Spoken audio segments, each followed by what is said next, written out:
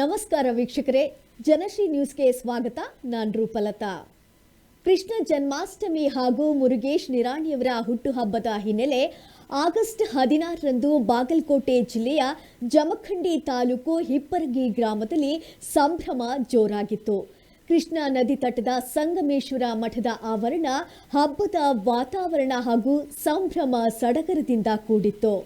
ಮುರುಗೇಶ್ ನಿರಾಣಿ ಜನ್ಮದಿನಾಚರಣೆ ಪ್ರಯುಕ್ತ ಏರ್ಪಡಿಸಲಾಗಿದ್ದಂತಹ ವೇದಿಕೆ ಕಾರ್ಯಕ್ರಮದಲ್ಲಿ ನಾಡಿನ ವಿವಿಧ ಮಠಾಧೀಶರು, ಸಾಧು ಸಂತರು, ಗಣ್ಯ ವ್ಯಕ್ತಿಗಳು ಮಾಜಿ ಸಚಿವ ಹಾಗೂ ಉದ್ಯಮಿ ಮುರುಗೇಶ್ ನಿರಾಣಿ ಅವರಿಗೆ ಶುಭ ಹಾರೈಸಿದ್ರು. ಹಾಗಿದ್ರೆ ಈ ಕಾರ್ಯಕ್ರಮದಲ್ಲಿ ಯಾರೆಲ್ಲ ಭಾಗವಹಿಸಿದ್ರು, ಏನ್ ಮಾತಾಡಿದ್ರು ತೋರಿಸ್ತೇವೆ ನೋಡಿ.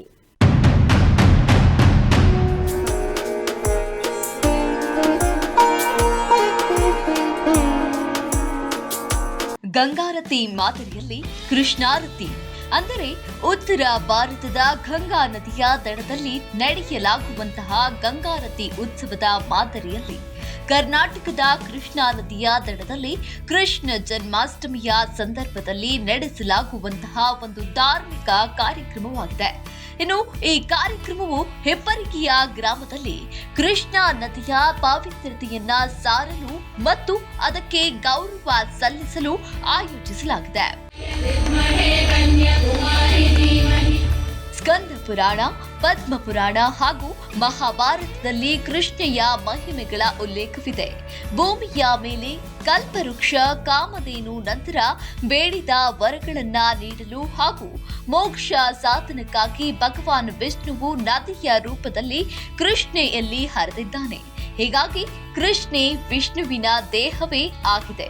ಅದರಿಂದಾಗಿ ಕೃಷ್ಣ ಸ್ನಾನ ಬಹು ಪುಣ್ಯಕಾರಕವಾದದ್ದು. ಇದರ ಜೊತೆಗೆ ವಿಷ್ಣು ಲೋಕ ಪ್ರಾಪ್ತಿಗೆ ಸೋಪಾನವಾಗಿದೆ ಅಂತ ಹೇಳಲಾಗುತ್ತೆ. ಅಷ್ಟೇ ಅಲ್ಲದೆ ಸ್ಕಂದ ಪುರಾಣದಲ್ಲಿ ಒಂದು ಕಥೆಯಿದೆ. ಗಂಗಾ ಮಾತೆ ತನ್ನ ಪವಿತ್ರತೆಯನ್ನ ಭೂಮಿಯಲ್ಲಿ ಹರಡಲು ಬಯಸಿದಾಗ ಅನೇಕ ತೀರ್ಥಗಳು ಮತ್ತು ನದಿಗಳಿಗೆ ತನ್ನ ಪುಣ್ಯ ಶಕ್ತಿ ಹಂಚಿದ್ದಳು. ಅದರಲ್ಲಿ ಕೃಷ್ಣಾ ನದಿಗೆ ಅಗ್ರಸ್ಥಾನ ದೊರೆಯಿತು. ಆ ಕಾರಣಕ್ಕಾಗಿ ಕೃಷ್ಣ ಸ್ನಾನ ಬಹು ಪುಣ್ಯ ಸ್ನಾನ. ಹಾಗಾಗಿ ಕೃಷ್ಣ ಸ್ನಾನವನ್ನ ಮಾಡಿದರೆ ಗಂಗಾ ಸ್ನಾನ ಮಾಡಿದಷ್ಟೇ ಪುಣ್ಯ ಸಿಗುತ್ತದೆ ಎಂದು ಹೇಳಲಾಗುತ್ತೆ. ಮಹಾಭಾರತದಲ್ಲಿ ಅಜ್ಞಾತವಾಸದ ನಂತರ ಪಾಂಡವರು ತೀರ್ಥಯಾತ್ರೆಗೆ ಹೋದಾಗ ಕೃಷ್ಣಾ ನದಿಯಲ್ಲಿ ಸ್ನಾನ ಮಾಡಿ ಆ ನೀರನ್ನ ಕುಡಿದು ಅಲ್ಲಿ ತಪಸ್ಸು ಮಾಡಿದ್ರು ಎಂಬ ಉಲ್ಲೇಖವಿದೆ. ಅವರು ಮಾಡಿದಂತಹ ತಪಸ್ಸಿನಿಂದ ನದಿಗೆ ಧರ್ಮ, ಶೌರ್ಯ ಮತ್ತು ಶುದ್ಧತೆ ಎಂಬ ಗುಣಗಳು ಸೇರಿಕೊಂಡವು ಎಂದು ಪುರಾಣಗಳು ಹೇಳುತ್ತದೆ. ಪದ್ಮ ಪುರಾಣದಲ್ಲಿ ಉಲ್ಲೇಖವಾಗಿರುವಂತೆ ಭೂಮಿಯನ್ನ 21 ಸಲಿ ಕ್ಷತ್ರಿಯರಿಂದ ಜಯಿಸಿದ ನಂತರ ಪರಶುರಾಮನು ಕೃಷ್ಣಾ ನದಿಯಲ್ಲಿ ಸ್ನಾನ ಮಾಡಿ ತಪಸ್ಸು ಮಾಡಿ ತನ್ನ ಪಾಪ ಪರಿಹಾರವನ್ನ ಮಾಡಿಕೊಂಡನು. ಆ ದಿನದಿಂದಲೇ ಕೃಷ್ಣಾ ನದಿ ಪಾಪ ಹರಿಣಿ ಎಂದು ಖ್ಯಾತಿಯನ್ನ ಪಡೆಯಿತು. ಅಷ್ಟೇ ಅಲ್ಲದೆ ಅದ್ಭುತ ಇತಿಹಾಸ ಹೊಂದಿರುವಂತಹ ಕೃಷ್ಣೆಯಲ್ಲಿ ಪವಿತ್ರ ಅಘೋರಿಗಳು, ನಾಗ ಸಾಧುಗಳು, ಹಠ ಯೋಗಿಗಳು, ಜಗದ್ಗುರುಗಳು ಹಾಗೂ ನಾಡಿನ ಶ್ರೇಷ್ಠ ಸಾಧು ಸಂತರ ನೇತೃತ್ವದಲ್ಲಿ ನಡೆಯುವ ಕೃಷ್ಣ ಸ್ನಾನದಲ್ಲಿ ಭಾಗವಹಿಸಿ ಕೃಷ್ಣ ಸ್ನಾನ ಮಾಡಿ ಕಾರ್ಯಕ್ರಮವನ್ನ ಯಶಸ್ವಿಗೊಳಿಸಿದ್ರು.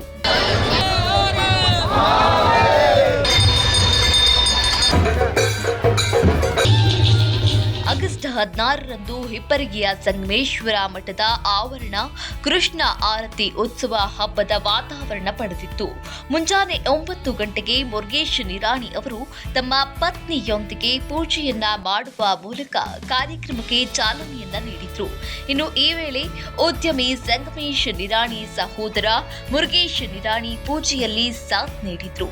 ಇನ್ನು ಇದರ ನಂತರ ಬೆಳಗ್ಗೆ ಸುಮಾರು 11:30ಕ್ಕೆ ಹಿಮಾಲಯದ 108 ಅಘೋರಿ ನಾಗ ಸಾಧುಗಳು ಹಾಗೂ ನಾಡಿನ ವಿವಿಧ ಮಠಾಧೀಶರು, ಗಣ್ಯ ವ್ಯಕ್ತಿಗಳು ಶೋಭಯಾತ್ರೆಯ ಜೊತೆಗೆ ಗ್ರಾಮಕ್ಕೆ ಆಗಮಿಸಿದ್ರು. ಇನ್ನು ಈ ವೇಳೆ ಅವರನ್ನ ಹಿಪ್ಪರಗಿಯ ಪ್ರಮುಖ ಬೀದಿಯಲ್ಲಿ ಪಲ್ಲಕ್ಕಿ, ವಾದ್ಯಮೇಳ, ಡೊಳ್ಳು, ಕುಣಿತ, ಕಲಾತಂಡಗಳ ಪ್ರದರ್ಶನ, ಸುಮಂಗಲೆಯರ ಪೂರ್ಣ ಕುಂಭದ ಮೂಲಕ ಸ್ವಾಗತಿಸಲಾಯಿತು.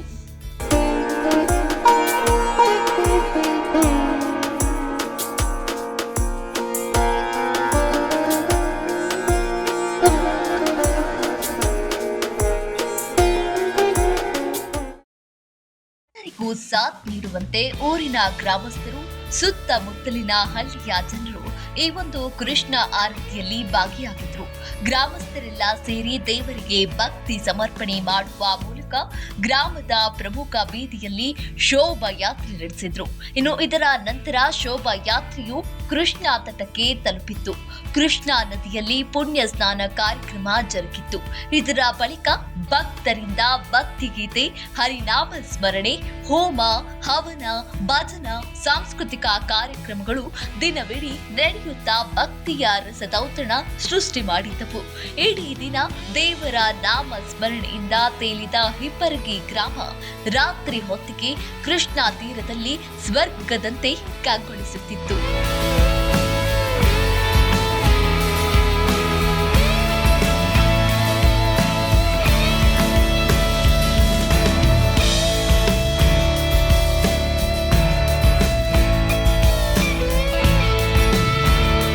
ಕೃಷ್ಣ ಜನ್ಮಾಷ್ಟಮಿ ಹಾಗೂ ಮಾಜಿ ಸಚಿವ ಉದ್ಯಮಿ ಶ್ರೀ ಮುರುಗೇಶ್ ನಿರಾಣಿ ಅವರ ಹುಟ್ಟುಹಬ್ಬದ ಹಿನ್ನೆಲೆಯಲ್ಲಿ ಉತ್ತರ ಕರ್ನಾಟಕದ ಜೀವನದಿ ಕೃಷ್ಣಾ ತಟದಲ್ಲಿ ಬಾಗಲಕೋಟೆ ಜಿಲ್ಲೆಯ ಜಮಖಂಡಿ ತಾಲೂಕಿನ ಹಿಪ್ಪರಗಿ ಗ್ರಾಮದಲ್ಲಿ ಭಕ್ತಿಯ ಸಂಭ್ರಮ ಹರಿದು ಹೊರಳಿತ್ತು.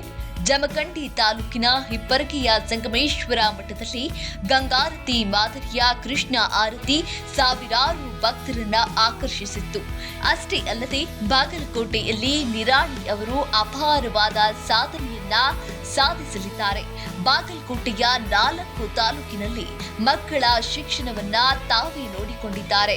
ಗೌರ್ಮೆಂಟ್ ಹೈಸ್ಕೂಲ್ ಹಾಗೂ ಕಾಲೇಜುಗಳನ್ನ ನಡೆಸ್ತಾ ಇದ್ದಾರೆ.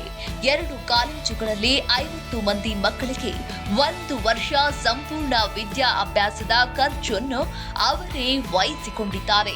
ಇನ್ನು ಬೀಳಗಿ, ಸವಳಗಿ, ಪನಹಟ್ಟಿ ಸೇರಿದಂತೆ ತಾಲೂಕಿನ ಅನಾರೋಗ್ಯ ಪೀಡಿತರಿಗೆಂದು 5 ಕ್ಯಾಂಪ್ಗಳನ್ನ ನಡೆಸಲಿದ್ದು 60 ಜನರಿಗೆ ಹಾರ್ಟ್ ಆಪರೇಷನ್, ಕ್ಯಾನ್ಸರ್ ಟ್ರೀಟ್ಮೆಂಟ್ಗಳನ್ನ ಉಚಿತವಾಗಿ ನೀಡಲು ಮುಂದಾಗಿದ್ದಾರೆ.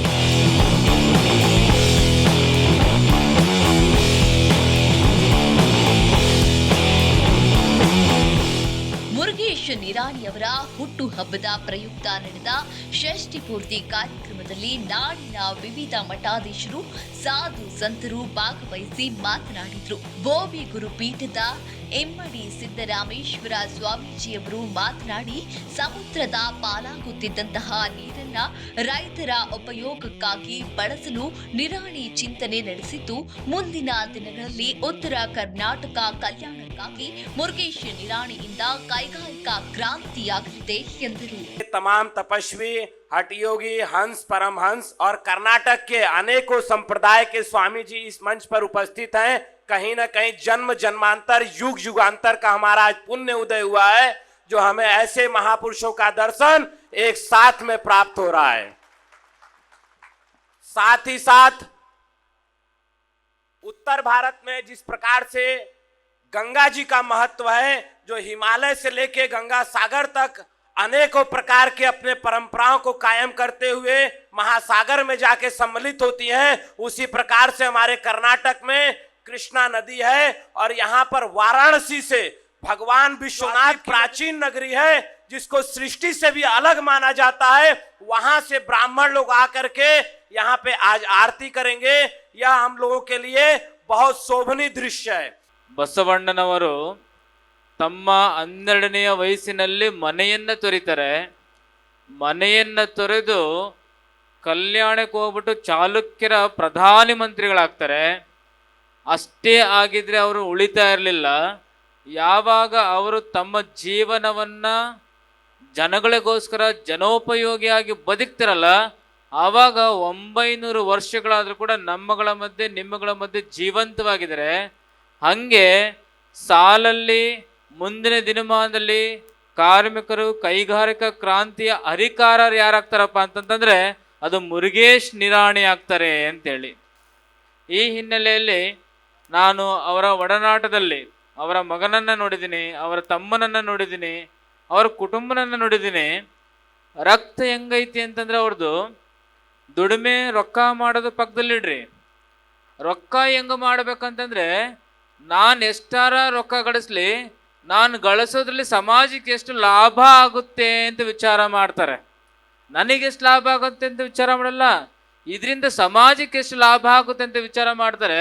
ಅದಕ್ಕೆ ಎಲ್ಲಿ ಬಿದ್ದೋಗಿರೋ ಸಕ್ಕರೆ ಕಾರ್ಖಾನೆಗಳಿರ್ತವೆ ಅಲ್ಲಿ ಒಂದು ಮಂತ್ರ ಇರ್ತದೆ, ಸಕ್ಕರೆ ಕಾರ್ಖಾನೆ, ಬಾ ಮುರುಗೇಶ್ ನಿರಾಣಿ, ಬಾ ಮುರುಗೇಶ್ ನಿರಾಣಿ, ಬಾ ಮುರುಗೇಶ್ ನಿರಾಣಿ ಅಂತೇಳಿ. ಇನ್ನು ಇದರ ನಂತರ ಹುಕ್ಕೇರಿ ಶ್ರೀಗಳು ಮಾತನಾಡಿ 60 ವರ್ಷ ಸಮಾಜ ಸೇವೆಯಲ್ಲಿ ತೊಡಗಿಕೊಂಡು ಮುರುಗೇಶ್ ನಿರಾಣಿ ಸಮಾಜಕ್ಕಾಗಿ ತನ್ನನ್ನೇ ತಾನು ಸಮರ್ಪಿಸಿಕೊಂಡಿದ್ದಾರೆ. ಲೋಕ ಕಲ್ಯಾಣಕ್ಕಾಗಿಯೇ ಅವರು ಜನಿಸಿದ್ದಾರೆ ಎಂದರು. ಪ್ರಾತಸ್ಮರಣೀಯ ಗುರುದೇವರನ್ನ ಸ್ಮರಣೆ ಮಾಡ್ಕೊಳ್ತಾ ಇವತ್ತು ಬಹಳ ಅಪರೂಪವಾಗಿರುವಂತ ದಿನ ಕೃಷ್ಣ ಜನ್ಮಾಷ್ಟಮಿ. ಈ ಕೃಷ್ಣ ಜನ್ಮಾಷ್ಟಮಿಯ ದಿನ ಯದಾ ಯದಾ ಹಿ ಧರ್ಮಸ್ಯ ಗ್ಲಾನಿರ್ಭವತಿ ಭಾರತ ಅಂತ ಹೇಳಿ ಕೃಷ್ಣ ಯಾವ ಸಂದರ್ಭದೊಳಗೆ ಇಲ್ಲಿ ಈ ಭೂಲೋಕದಲ್ಲಿ ಅಧರ್ಮ ತಾಂಡವಾಡ್ತದೋ, ಯಾವಾಗ ಜನ ಹಾದಿ ಬಿಡ್ತಾರೋ ಆವಾಗ ನಾನು ಹುಟ್ಟಿ ಬರ್ತೀನಿ ಅಂತ ಹೇಳಿ ಕೃಷ್ಣ ಹೇಳಿದಾನೆ. ಬಹುಶಃ ಕೃಷ್ಣ ಜನ್ಮಾಷ್ಟಮಿಯ ದಿನ ಒಬ್ಬ ವ್ಯಕ್ತಿಯನ್ನ ಕಳಿಸಿ ನಮ್ಮ ಜನ ಆನಂದವಾಗಿರಬೇಕು, ಆನಂದವಾಗಿರಬೇಕು, ಹೊಡೆ ತುಂಬ ಉಣಬೇಕು, ಕಣ್ಣು ತುಂಬ ನಿದ್ದೆ ಮಾಡಬೇಕು, ಕೈ ತುಂಬ ಕೆಲಸ ಮಾಡಬೇಕು, ಹೃದಯ ತುಂಬ ದೇಶವನ್ನ ಪ್ರೀತಿಸಬೇಕು. ಅದಕ್ಕಾಗಿ ಒಬ್ಬ ವ್ಯಕ್ತಿಯನ್ನ ನಾ ಕಳಿಸಿಕೊಡ್ತೀನಿ ಅನ್ಕೊಂಡನೆ ಮುರುಗೇಶ್ ನಿರಾಣಿ ಕೃಷ್ಣ ಜನ್ಮಾಷ್ಟಮಿ ದಿನ ಹುಟ್ಟಿ ಏನೂ ಇಲ್ಲ. ಬಹುಶಃ ಅವರೆಲ್ಲ ಮನೆತನವನ್ನ ಅತಿ ಸಮೀಪದಿಂದ ನೋಡಿದೆ ನಾನು. ಮುರುಗೇಶ್ ನಿರಾಣಿಯವರನ್ನ, ಹನುಮಂತ ನಿರಾಣಿಯವರನ್ನ, ಸಂಗಮೇಶ್ ನಿರಾಣಿಯವರನ್ನ ಇಡೀ ಮನೆತನವನ್ನ ಹತ್ತಿರದಿಂದ ನೋಡಿದ್ದೀನಿ.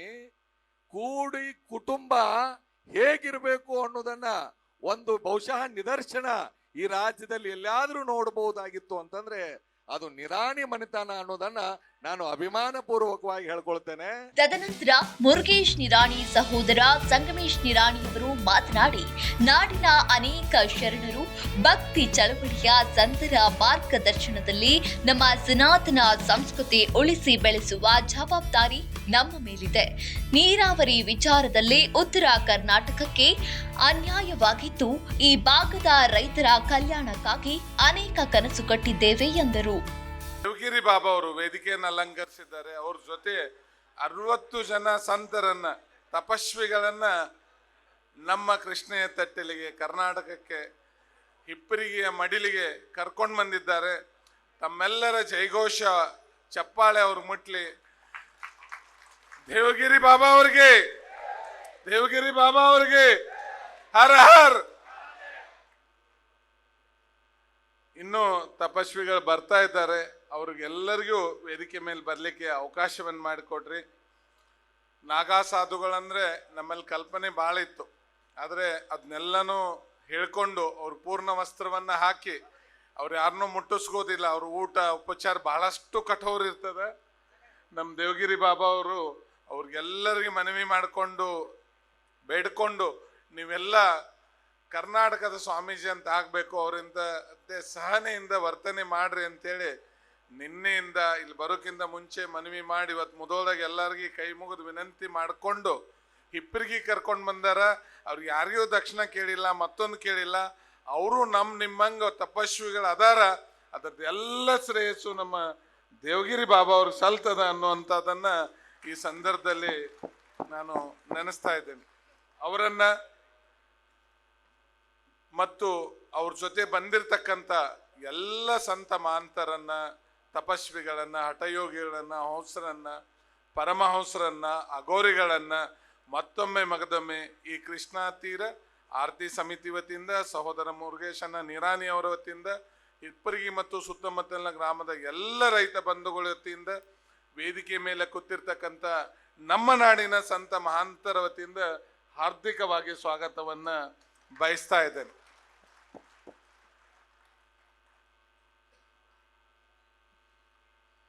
ಆತ್ಮೀಯರೇ,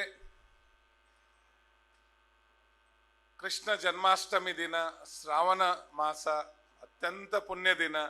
ರೈತರಿಗೆಲ್ಲರಿಗೂ ಮಳೆ ಆಗೈತಿ. ಮೇದಿಂದ ಮಳೆ ಆಗ್ಯದ, ಈಗೂ ಮಳೆ ಆಗ್ಯದ. ನೀರು ಹಾಸೋ ಕೆಲಸ ಇಲ್ಲ.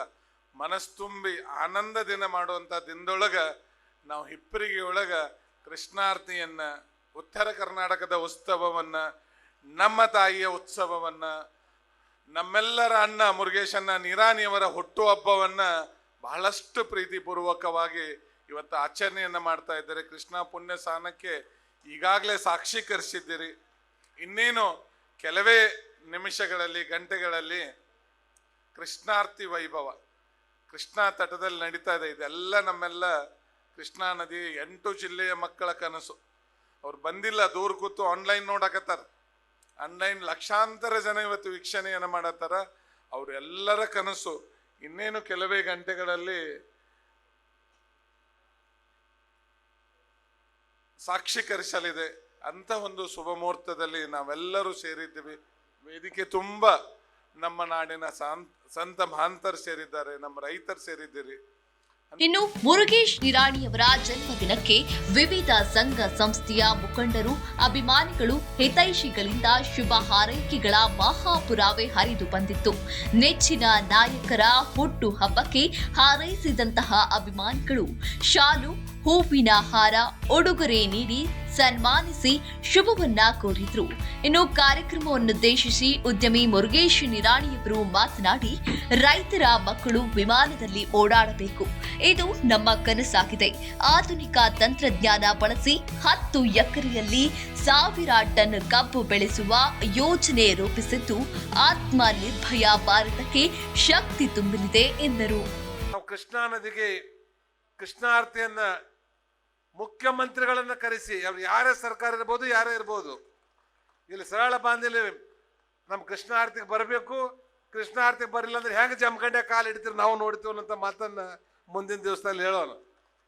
ಒಂದ್ ವೇಳೆ ಅವ್ರ ಕೈಲಿ ಆಗ್ಲಿಲ್ಲ ಅಂದ್ರೆ ಬರುವಂತ ದಿವಸದಲ್ಲಿ ಸೂರ್ಯ ಚಂದ್ರ ಹುಟ್ಟುವುದು ಎಷ್ಟು ಸತ್ಯದನೋ ಅಷ್ಟೇ ಸತ್ಯ ನಮ್ಮ ಸರ್ಕಾರ ಬರ್ತದೆ. ಇದನ್ನು ಸರ್ಕಾರಿ ಕಾರ್ಯಕ್ರಮವಾಗಿ ಅತಿ ಶುದ್ಧವಾಗಿ ಎಲ್ಲ ಲಕ್ಷಾಂತರ ಜನರು ವೀಕ್ಷಣೆ ಮಾಡುವಂತ ಒಂದು ಶುದ್ಧವಾಗಿರುವಂತ ಕೃಷ್ಣ ಆರತಿಯನ್ನ ನಾವೆಲ್ಲರೂ ಕೂಡ ಮಾಡೋಣ, ಅದನ್ನ ಮಾಡಿಸಿ ತೋರಿಸ್ತೀನಿ ಅನ್ನೋ ಮಾತನ್ನ ಈ ಸಂದರ್ಭದಲ್ಲಿ ಹೇಳ್ತೇನೆ.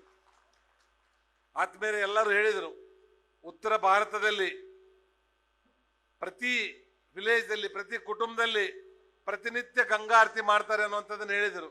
ನಾವು ಅದಕ್ಕೆ ಅಭಿಮಾನ ಪಡೋಣ. ಅದರ ನಮ್ಮ ಮನೆಯಲ್ಲಿ ನಾವು ಕೃಷ್ಣಾ ನದಿ ದಂಡಿ ಬಂದರೆ ಪೂಜೆ ಮಾಡ್ಬೇಕಂತೇನಿಲ್ಲ.